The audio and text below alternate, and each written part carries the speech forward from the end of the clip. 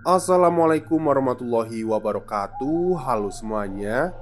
Jumpa lagi dengan saya Chow Sing Sing, kurator dari podcast Horror Night Story. Halo, apa kabar semuanya? Semoga kalian semua sehat-sehat ya. Dan seperti biasanya pada siang hari ini, saya kembali dan akan membawakan sebuah kisah mistis untuk kalian semua.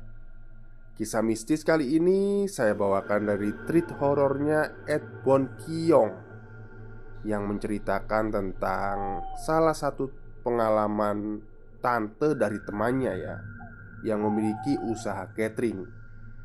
Oke, daripada kita berlama-lama, mari kita simak ceritanya. Selamat malam. Malam ini saya mau berbagi cerita tentang pengalaman salah satu anggota keluarga dari teman saya sewaktu kami masih duduk di bangku SMP.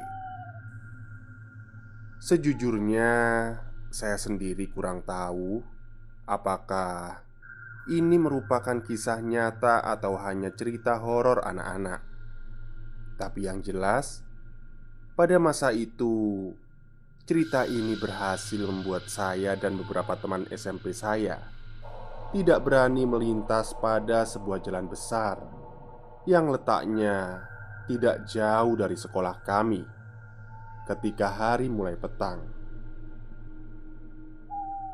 Demi untuk menjaga kenyamanan teman-teman yang sekiranya berdomisili di sekitar area itu, maka saya tidak akan menyebutkan lokasi tepatnya, seperti nama jalan, nama sekolah, dan nama-nama teman saya.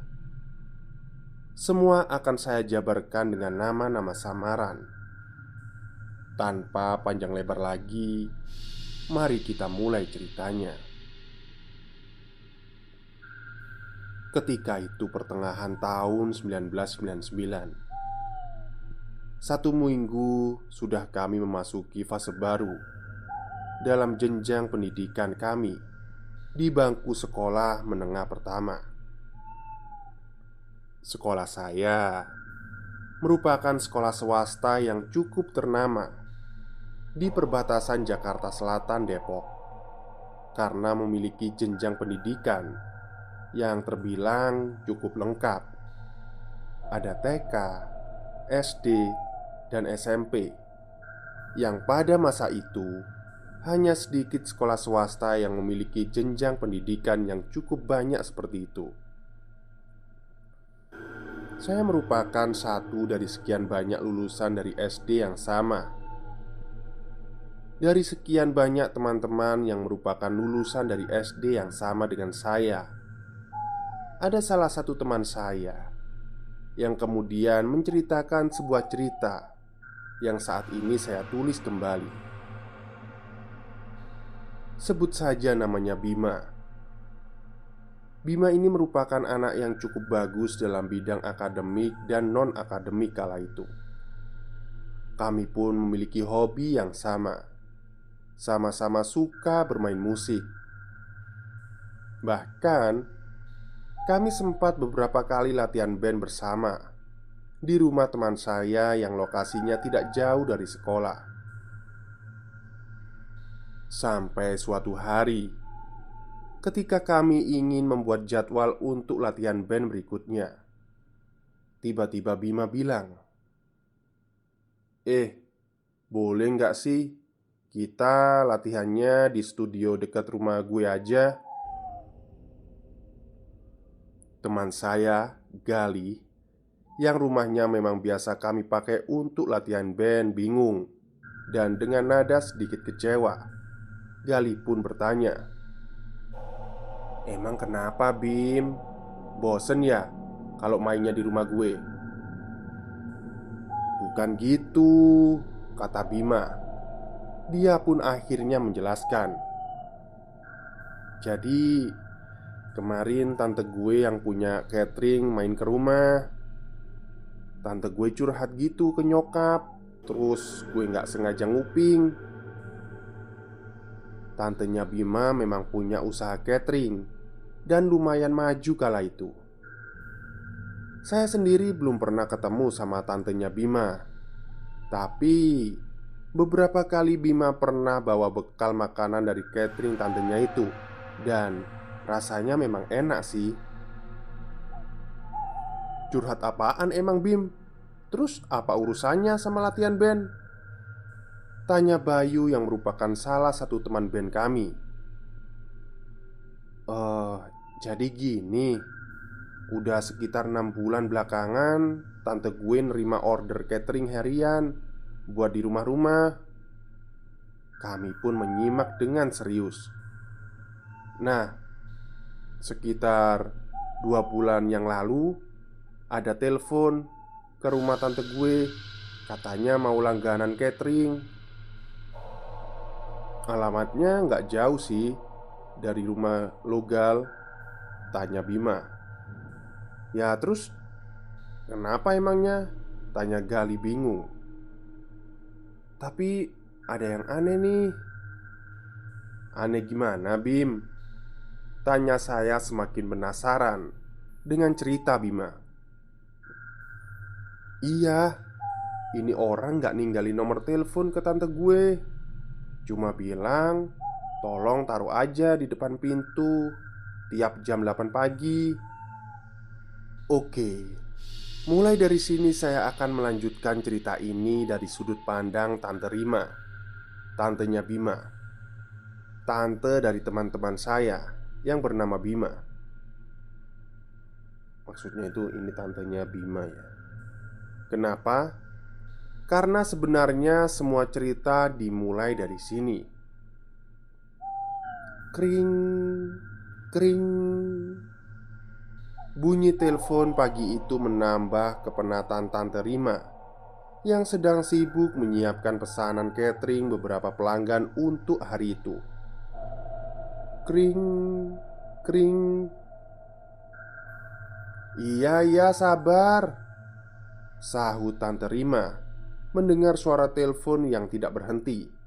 Seakan telepon yang terletak di atas meja kecil itu mengerti arti kata sabar dari mulut Tante Rima. Iya, halo, sapa Tante Rima kepada sisi lain di telepon itu. Selamat pagi Bu. Apa benar ini dengan catering cita rasa selera? Tanya suara lembut seorang perempuan dengan kisaran usia 35 sampai 40 tahunan di sisi lain telepon itu. Iya Bu, dengan siapa ini ya? Tanya Tante Rima melanjutkan. Oh, akhirnya dapet juga.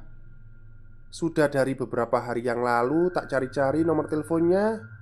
Susah banget Anu Bu, aku mau langganan cateringmu untuk rumah kakakku. Isok nggak Bu? Kata suara perempuan tersebut kental dengan aksen Jawa bercampur dengan bahasa Indonesia. Boleh, boleh Bu. Untuk berapa porsi ya Bu? Cuma 2 sih. Tapi aku mau pesen buat 5 orang. Nggak apa-apa ya? Oh, bisa Bu. Saya minta alamat sama nomor teleponnya ibu ya, kata Tante Rima sembari mengambil secari kertas dan pulpen untuk mencatat informasi data yang sekiranya bisa ia dapatkan. Di perumahan Blok H, Jalan Raja Wali, nomor 47 Bu. Oh ya, aku bayarnya mingguan ya. Oh boleh Bu, gak apa-apa kok, jawab Tante Rima sedikit bingung dengan respon dari sang pelanggan barunya itu. Biaya mingguannya piro Bu? Tanya suara perempuan itu melanjutkan. Untuk 5 porsi totalnya jadi 75.000 Bu untuk sekali makan. Nominal itu adalah angka yang besar kala itu untuk 5 porsi catering rumahan. Namun respon berikutnya dari sang pelanggan baru membuat Tante Rima semakin bingung. Dan di saat yang bersamaan juga senang.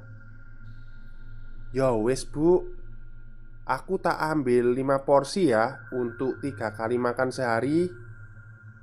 Jadi totalnya semuanya 1.575.000 ya seminggu.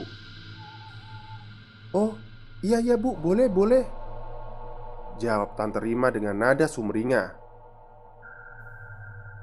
Usaha catering Tante Rima memang sudah berjalan 5 tahun lamanya. Hanya saja semenjak kejadian kerusuhan Mei 98, omset usahanya turun drastis. Order catering pernikahan dan event yang hampir tidak pernah kosong setiap minggunya kini harus menelan kenyataan pahit bahkan mengenaskan. Terutama ketika kantor satu-satunya yang berlokasi di daerah Cipete, Jakarta Selatan harus ditutup karena kendala ekonomi kala itu. Dan baru sekitar 5-6 bulan belakangan ini Tante Rima mencoba membangun kembali usaha cateringnya dengan target pasar, sekolah, dan perumahan untuk makan harian. Dan tipikal pelanggan yang seperti pelanggan barunya ini termasuk spesies langka yang sangat sulit ditemukan menurut Tante Rima. Pasalnya, tipikal pelanggan yang banyak bertanya biasanya berujung tidak jadi memesan, atau setidaknya hanya memesan 1-2 porsi. Itu pun dengan drama negosiasi yang sangat alot dan ratusan alasan yang klise dalam sudut pandang Tante Rima. Alamatnya jangan sampai salah ya bu, Blok H, Jalan Raja Wali, nomor 47. Ditaruh aja di pintu depan rumah. Nanti setiap minggu aku tak taruh uang cateringnya di dalam kotak makan, tegas suara perempuan itu. Oh iya bu, maaf saya boleh minta nama dan nomor teleponnya? Tante Rima kembali menanyakan pertanyaan yang sudah dari tadi beliau tanyakan, namun belum juga mendapatkan jawabannya. Ah, nanti aku aja yang telepon bu. Wes yo, terima kasih banyak. Ceklek. Tut, tut, tut. Terdengar suara telepon yang dimatikan dari seberang sisi. Tante Rima bingung bukan kepayang. Beliau tidak tahu siapa nama dan nomor telepon sang pelanggan baru ini. Bahkan yang paling lucu adalah beliau sampai lupa menanyakan menu harian yang diinginkan oleh sang pelanggan. Hari pertama untuk mengantar catering ke alamat yang diminta oleh pelanggan perempuan itu pun tiba. Tante Rima bersama salah satu asistennya, Mbak Sum, berangkat menuju ke alamat yang telah diberikan oleh si pelanggan. Mereka menyusuri sepanjang jalan raya Cirene ke arah Sawangan, sampai mereka mulai memasuki kawasan elit dengan plang nama jalan yang tertulis Jalan Raja Wali. Nah, sudah dekat nih. Tolong perhatiin nomor rumahnya ya Mbak Sum, pinta Tante Rima kepada asistennya. Ya bu, sahut Mbak Sum, menjawab arahan dari Tante Rima. Kira-kira sudah 1 kilometer mereka berjalan dan melalui sekitar 10-11 rumah. Mbak Sum pun melihat penanda jalan dengan tulisan Blok H. "Belok kiri bu tulisannya," kata Mbak Sum memberitahu. Tante Rima pun segera mengarahkan mobil Daihatsu Espas keluaran tahun 1996 warna merahnya berbelok ke kanan. Maksudnya ke kiri ya. Tepat di posisi hook di ujung jalan itu terlihat rumah putih besar dan lumayan megah. Persis seperti rumah di sinetron-sinetron layar kaca. Di depan pagar tertulis angka 47. Nah, ini bu rumahnya, kata Mbak Sum dengan nada terkejut. "Pantas aja dia berani pesen buat langganan sebanyak ini ya, Bu. Wong rumahnya aja segede gaban," tambah Mbak Sum. "Iya ya Mbak Sum, alhamdulillah kita bisa dapat pelanggan kayak gini," sahut Tante Rima menimpali pernyataan Mbak Sum. "Udah Mbak, coba sekarang kamu turun terus pencet belnya." "Iya Bu, saya turun dulu ya." Mbak Sum pun segera menyiapkan 5 kotak makan berukuran besar, sesuai dengan jumlah yang dipesan oleh perempuan di telepon tempo hari. Dengan berhati-hati Mbak Sum pun membawa 5 kotak makan itu yang telah disusun bertingkat di depan dadanya. Sesampainya di depan pagar, dengan perlahan Mbak Sum meraih tombol bel yang terletak cukup tinggi itu di balik pagarnya. "Cari siapa Mbak?" Belum sempat menekan tombol bel, terdengar suara laki-laki samar-samar dengan nada rendah dan berat dari dalam rumah yang sontak membuat Mbak Sum terkejut. Anu Pak, saya mau nganter catering," jawab Mbak Sum kepada suara itu sambil melihat lebih jauh ke dalam rumah mencari asal suara itu. Tak begitu lama, terlihat pintu utama perlahan terbuka.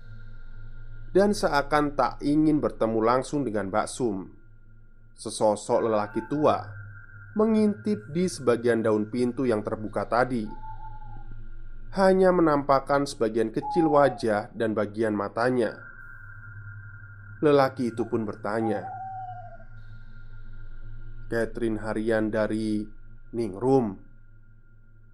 "Ningrum? Kurang tahu Pak saya. Saya cuma diminta untuk nganter ke alamat ini," jawab Mbak Sum kepada lelaki itu. Dengan tatapan yang membuat Mbak Sum merasa tidak nyaman, lelaki itu pun berkata dengan suara beratnya, "Ya udah, taruh aja di situ." Iya Pak." Mbak Sum segera meletakkan tumpukan kotak makan itu di depan pagar dan bergegas kembali ke dalam mobil. "Kenapa kamu Mbak?" tanya Tante Rima yang kebingungan melihat tingkah laku Mbak Sum yang aneh. Nggak apa-apa Bu," Mbak Sum menjawab dengan nada panik dan terlihat sekali ekspresi tidak tenang di muka. "Ya wes, kita lanjut ya Mbak. Masih banyak nih orderan yang harus kita antar," lanjut Tante Rima. "Nggih Bu," Mbak Sum kembali menjawab seakan tidak tenang.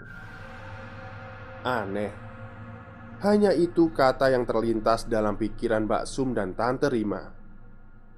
Mereka memikirkan sebuah kata yang sama dengan dua sudut pandang yang berbeda. Di satu sisi, Mbak Sum mulai merasa ada hal yang tidak beres dengan order catering mereka kali ini. Mbak Sum merupakan salah satu karyawan Tante Rima yang paling setia. Dia telah bekerja dengan Tante Rima selama 5 tahun. Ya, 5 tahun. Dia adalah salah satu dari 3 karyawan yang paling lama bekerja untuk catering Tante Rima. Mbak Sum dan Teh Rina telah mengikuti Tante Rima sejak tahun 94. Ketika pertama kali Tante Rima memulai usaha catering ini, merekalah yang setia menemani Tante Rima. Bahkan di saat usaha catering ini mengalami kemunduran di tahun sebelumnya. Selama Mbak Sum bekerja dengan Tante Rima, baru kali ini dia merasakan perasaan yang sangat tidak mengenakan dan mengganggu hati serta pikirannya. Seolah langkah yang mereka tempuh kali ini adalah pembuka kesialan yang akan datang. Di sisi lain, Tante Rima pun merasakan keanehan pada gelagat Mbak Sum. Selama Mbak Sum bekerja dengannya, belum pernah dia melihat Mbak Sum bertingkah segelagapan itu. Padahal, dari semenjak Mbak Sum menyiapkan kotak makan di dalam mobil, turun ke depan pagar, sampai Mbak Sum kembali lagi ke dalam mobil, tak sekalipun Tante Rima melepaskan pandangannya dari Mbak Sum dan rumah itu. Namun dalam sudut pandang Tante Rima, tidak ada satupun hal yang aneh muncul ataupun terlihat.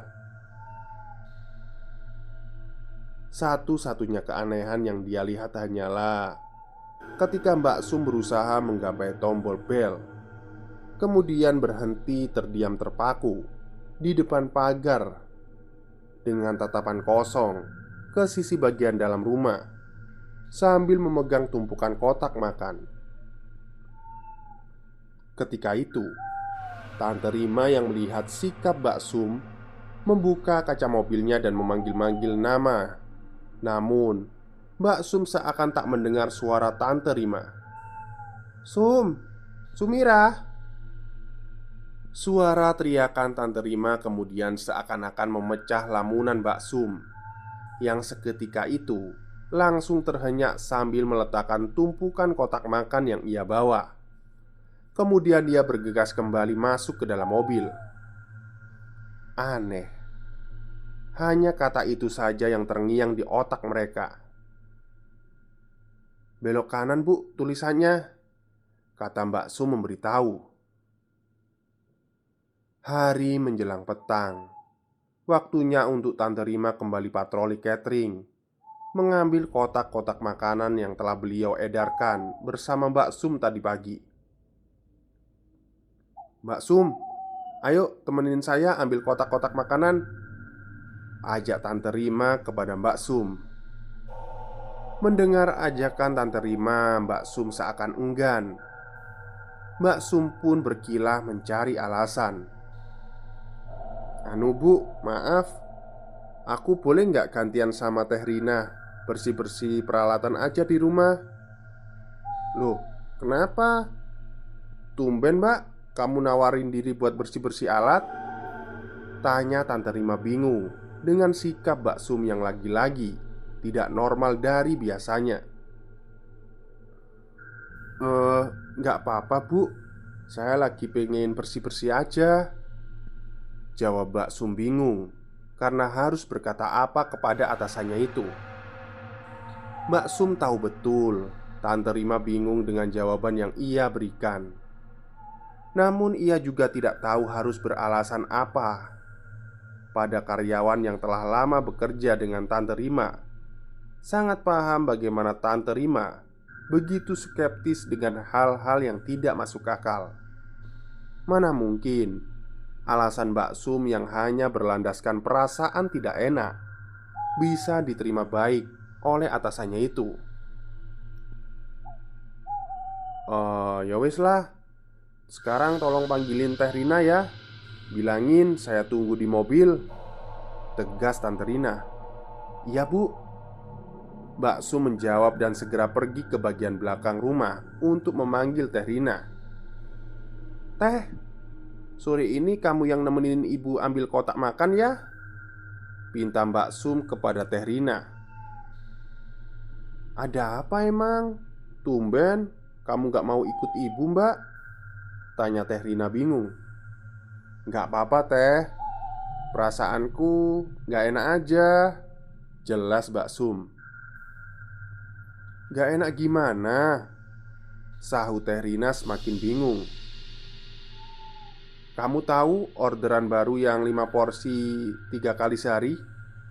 "Oh, saya tahu. Tadi pagi aku sama ibu itu nganter ke sana," kata Mbak Sum menjelaskan. "Di dalam rumah aku lihat ada bapak-bapak. Dia nyuruh aku taruh aja kotaknya di depan pagar." "Lah, kan emang gitu pesannya. Terus kenapa?" timpal Teh Rina. "Iya sih, tapi aneh aja," kata Mbak Sum. "Iya, aneh kenapa?" tanya Teh Rina penasaran.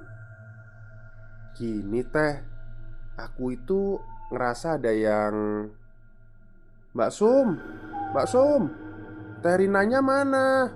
Ayo, udah mau jam 5 ini." Seketika suara tinggi Tante Rima memecah fokus percakapan mereka berdua. Iya bu," sahut Mbak Sum. "Udah sana teh, berangkat. Hati-hati ya teh," pesan Mbak Sum kepada Teh Rina. Dengan berat hati dan diselubungi kebingungan akan sikap sahabatnya ini, Teh Rina pun berjalan menuju mobil. Jam menunjukkan pukul 18.27. Tante Rima dan Teh Rina masih dalam perjalanan. Mereka menuju alamat terakhir untuk mengambil kotak makanan catering.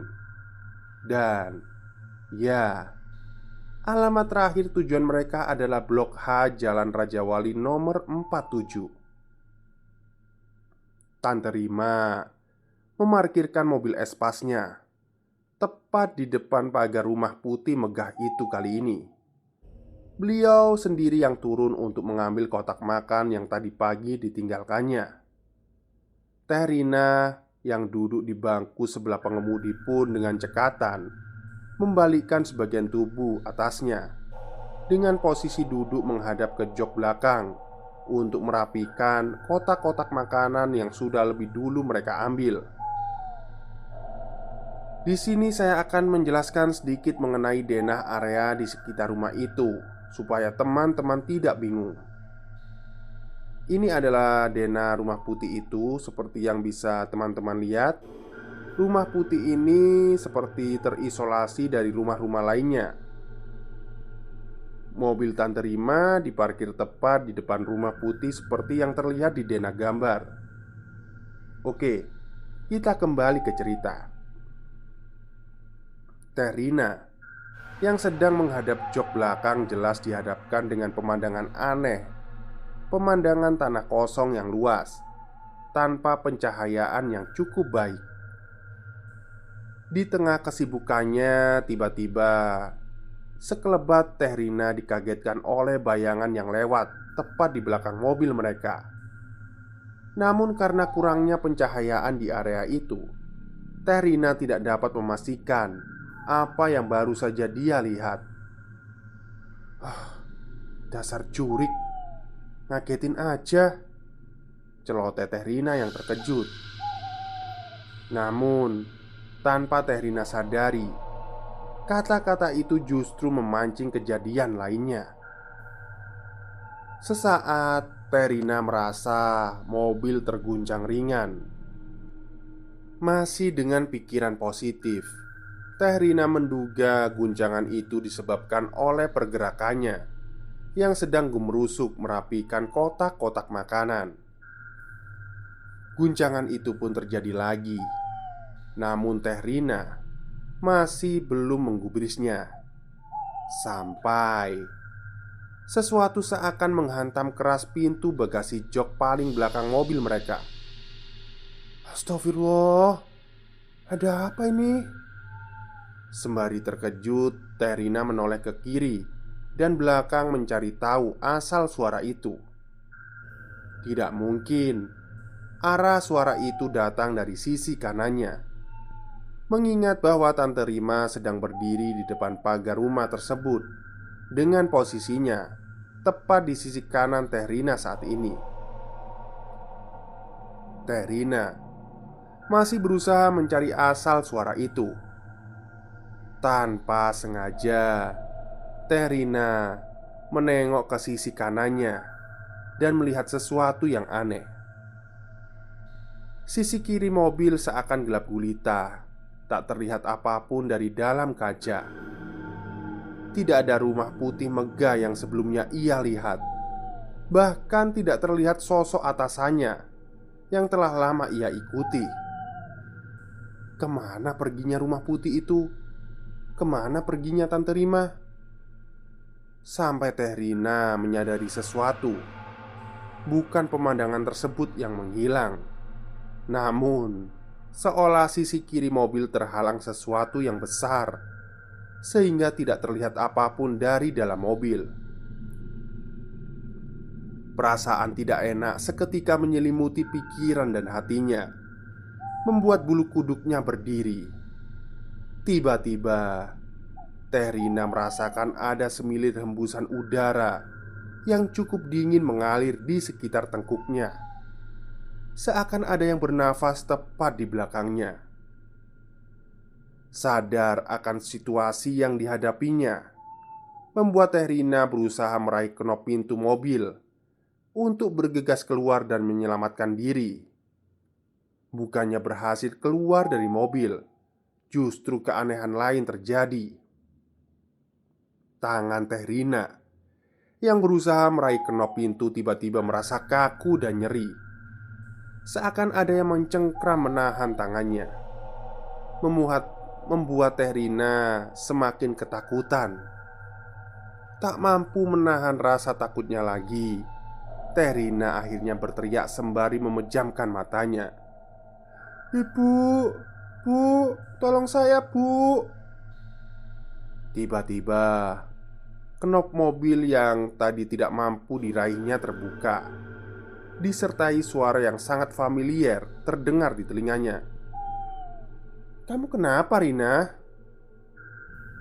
Suara teriakan Tante Rima yang sangat diharapkannya terdengar di telinga Teh Rina.